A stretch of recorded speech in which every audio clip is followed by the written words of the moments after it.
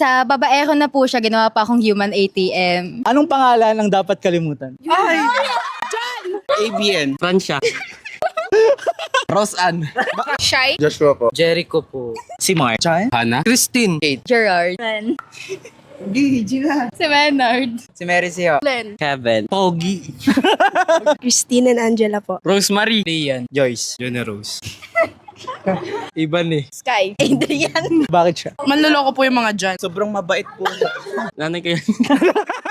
Kumbaga yung nangyari na lang. Some mistakes. Nakakabisit po. Ang tsaka po niya, si Mark kasi laging tahimik lang. Kasi lagi na lang siya nandyan. Di siya naibo.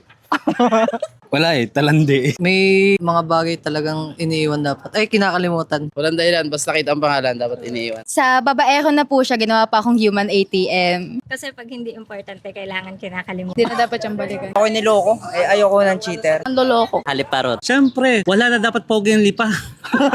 Mga wala po silang kwentang tao. Wala, hindi na siya nag-a-exist sa mundo ko. Bakit siya? Mapanakit eh. Si Raulo yun. Ang daming madaming atraso. Yun yung mga pangalan na nagloloko at talagang masakit magmahal. Ex eh. Mandala. Binigyan niya ako ng trauma sa buhay.